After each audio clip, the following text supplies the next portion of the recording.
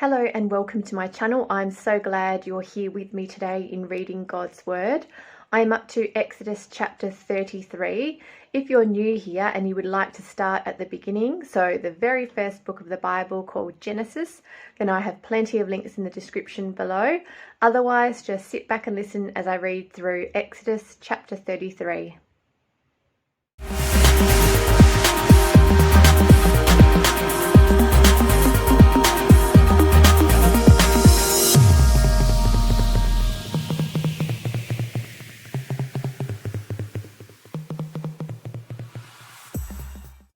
Exodus chapter 33 is entitled, "The People Are Sorry," and I'm reading from the New King James Version. Then the Lord said to Moses, "Depart and go up from here, you and the people whom you have brought out of the land of Egypt, to the land of which I swore to Abraham, Isaac, and Jacob, saying, to your descendants I will give it. And I will send my angel before you, and I will drive out the Canaanite, and the Amorite, and the Hittite, and the Perizzite, and the Hivite, and the Jebusite. Go up to a land flowing with milk and honey, for I will not go up in your midst, lest I consume you on the way, for you are a stiff-necked people." And when the people heard this bad news, they mourned, and no one put on his ornaments. For the Lord had said to Moses, "Say to the children of Israel, you are a stiff-necked people. I could come up into your midst in one moment and consume you. Now therefore take off your ornaments, that I may know what to do to you." So the children of Israel stripped themselves of their ornaments by Mount Horeb. Moses took his tent and pitched it outside the camp, far from the camp, and called it the tabernacle of meeting. And it came to pass that everyone who sought the Lord went out to the tabernacle of meeting, which was outside the camp. So it was, whenever Moses went out to the tabernacle, that all the people rose, and each man stood at his tent door, and watched Moses until he had gone into the tabernacle.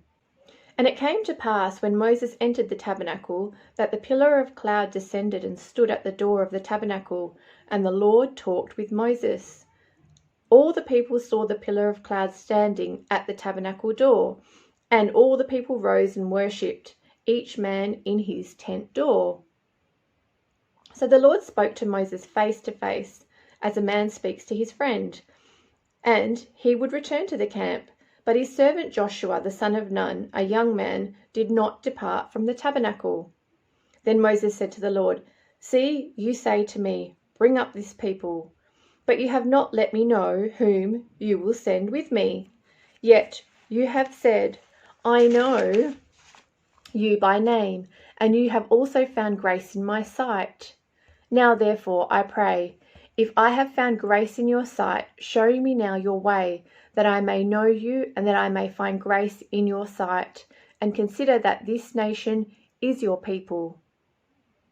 And he said, "My presence will go with you, and I will give you rest." Then he said to him, "If your presence does not go with us, do not bring us up from here.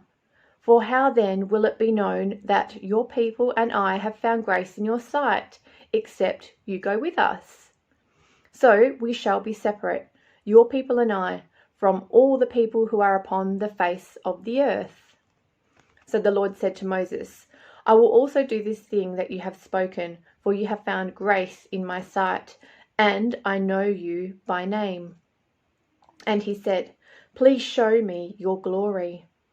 Then he said, "I will make all my goodness pass before you, and I will proclaim the name of the Lord before you. I will be gracious to whom I will be gracious, and I will have compassion on whom I will have compassion." But he said, "You cannot see my face, for no man shall see me and live." And the Lord said, "Here is a place by me, and you shall stand on the rock. So it shall be, while my glory passes by, that I will put you in the cleft of the rock, and will cover you with my hand while I pass by. Then I will take away my hand, and you shall see my back, but my face shall not be seen."